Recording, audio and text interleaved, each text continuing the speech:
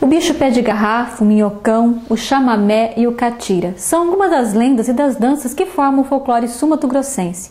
E para falar sobre isso, nós estamos recebendo aqui em nossos estúdios a professora Marley, que é coordenadora do grupo Camelote de Danças Folclóricas. Professora, dentro dessas danças que são apresentadas pelo grupo, qual que são as que mais se destacam? E tem uma assim que representa melhor? Olha, essa daqui é a cara da cultura sul-mato-grossense. Olha, eu diria que a cara da cultura sul-mato-grossense é a cara da paraguaidade que nós temos, né? É muito forte a cultura paraguaia em nós. Nós éramos, no início, nós éramos paraguai aqui, né? Segundo a história, antes de haver o Tratado de Madrid, né?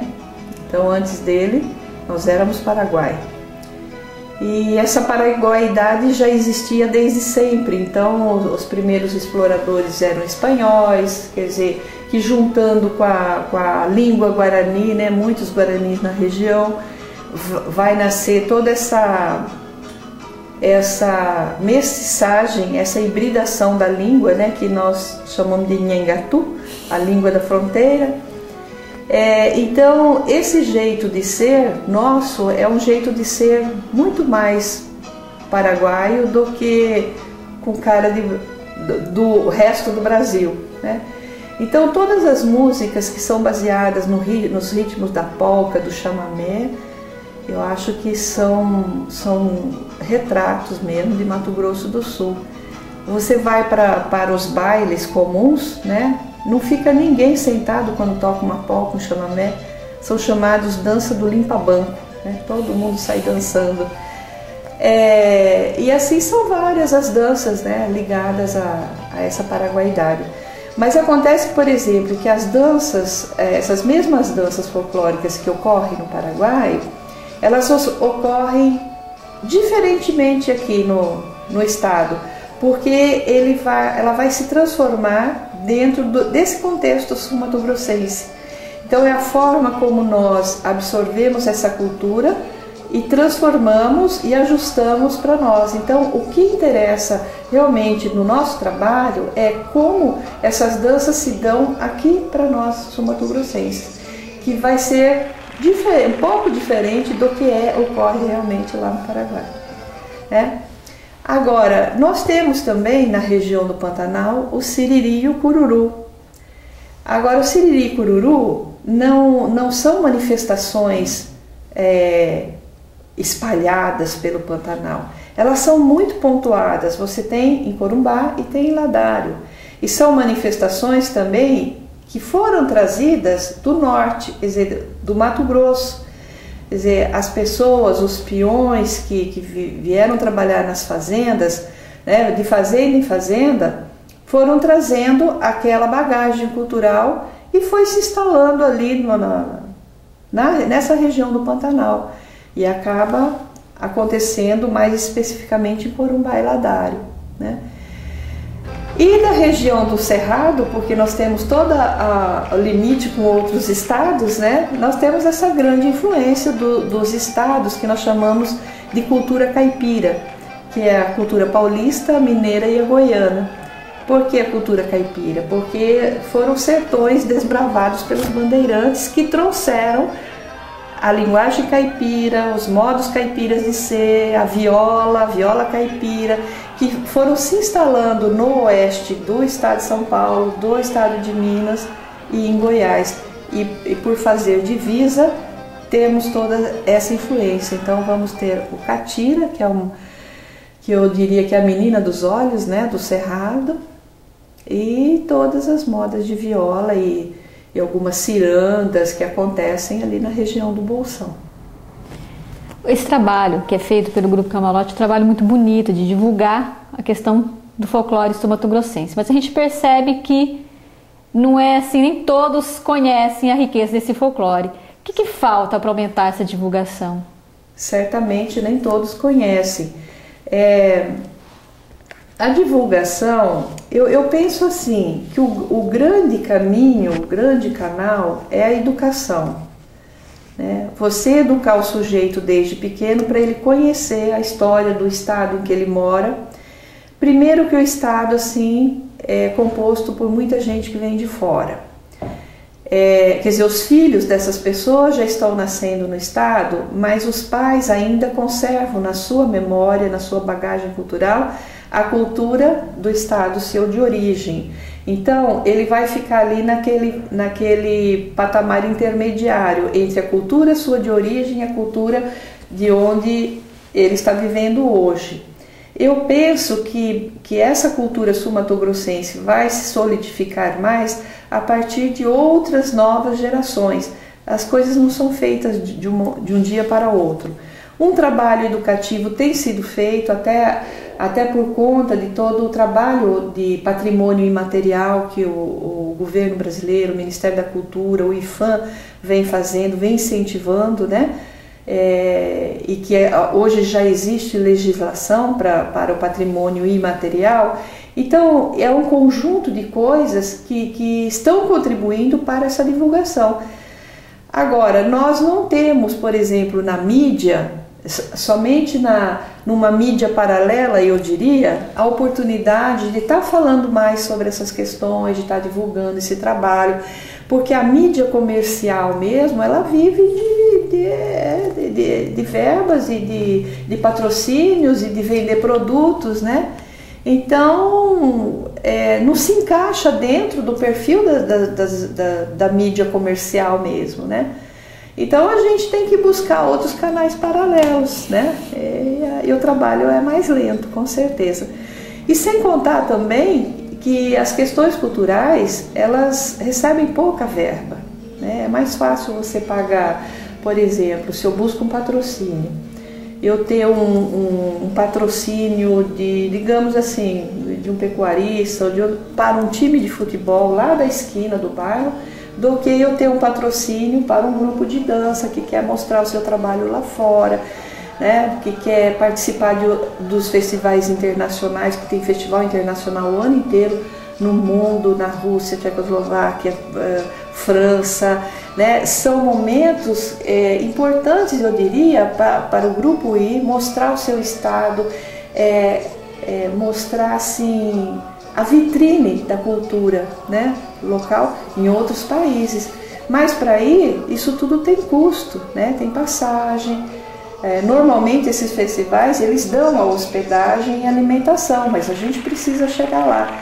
E é difícil conseguir patrocínio para essas passagens para um grupo, porque o grupo é sempre grande e a gente leva 30 pessoas, de 20 a 30 pessoas. Então falta investimento em patrocínio mesmo de grupos culturais, que não tem fins comerciais, lucrativos, mas tem fins de divulgação. Mas quando você divulga cultura, você está também divulgando turismo, né? Com certeza. Dizer, eu falo, a cultura é a vitrine. Vai ter então, um retorno. Qualquer administrador público que tenha consciência, pé no chão, tem que enxergar melhor esse lado da vitrine cultural. Professora, a senhora é autora de um livro que fala sobre a cultura sul-mato-grossense, que é o Chão Batido, já está com 2 edições lançadas. Queria que a senhora falasse um pouco dessa sua paixão pela cultura popular sul-mato-grossense, já que a senhora também não é nascida aqui no estado, mas que se apaixonou por essa cultura. Pois é, Silvia, é uma paixão muito grande mesmo, é um casamento que a gente tem com essa cultura aqui, com o local. Eu estou há 30 anos aqui no estado, morando no estado, né?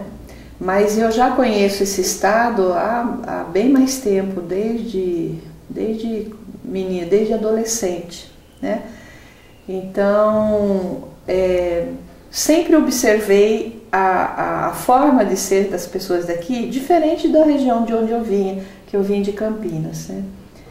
Então, assim, mas como, quer dizer, a gente tem uma história atrás disso, até para dar sustentação ao trabalho que se faz hoje.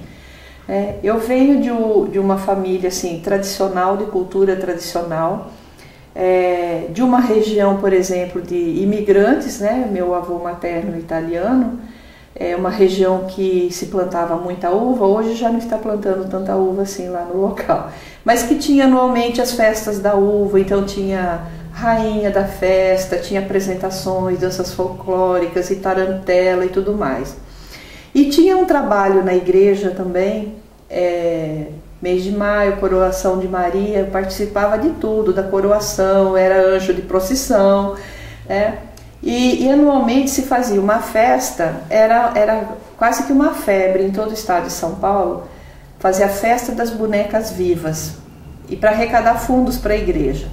E nessas festas, as professoras, as pessoas que estavam mais ligadas à igreja, ensaiavam as meninas, né, para fazer números de danças durante a festa de coroação da boneca viva, que era sempre a menininha pequena, que vendia mais voto, que era a rainha.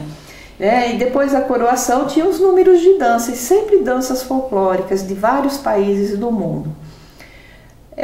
E eu dançava nessas festas desde 5, 6 anos, até meus 9 anos participei. Então aquilo ali foi fazendo parte da minha vida, né? Participava de festas de Santa Cruz. Então o folclore é essa religiosidade popular, porque é uma religiosidade que corre paralela à religião oficial, já estava no sangue. Aí quando eu fiz o meu curso, minha faculdade lá em Campinas, Faculdade de Artes, eu tive uma professora excelente, que foi minha grande mentora, a professora Laura Della Mônica. Ela havia sido aluna de Mário de Andrade e chegou a fazer várias pesquisas com ele. Então, Mário de Andrade é o nosso grande mestre, o grande mentor dos estudos do folclore brasileiro. E essa paixão pelo folclore ela tinha, e ela conseguiu passar também para mim, porque eu já estava receptiva a isso, né? E quando eu me mudo aqui para Mato Grosso do Sul, eu quero saber o que tem, e poucas informações nós tínhamos na época, né? Eu começo a dar aula aqui, e o que ensinar sobre folclore de Mato Grosso do Sul? Pouca coisa se tinha. Então, tinha sim algumas informações, mas eram informações empíricas, sem muitos fundamentos, sem um estudo mesmo regular, científico, dentro da metodologia, dos conceitos básicos mais importantes do estudo. Então eu comecei a desbravar esse sertão na área cultural e intelectual, né? Comecei a sair, fazer as pesquisas. E aí o Estado ainda não tinha essas rodovias boas que nós temos hoje, né? Eu fico andando por Mato Grosso do Sul e fico encantada com o progresso que teve, né? Então, por exemplo, ia para Costa Rica, Cacilândia, Aparecido Taboado, a gente levava muitas horas naquela estrada de chão batido, né? E poeirenta. Ia, por exemplo, como vou até hoje, frequento a festa do Divino Espírito Santo da família Malaquias, já há mais de 20 anos, a estrada péssima, o carro atolava no areião, a gente tinha que parar, ficar esperando um caminhão passar para puxar o carro, coisas assim desse tipo, né?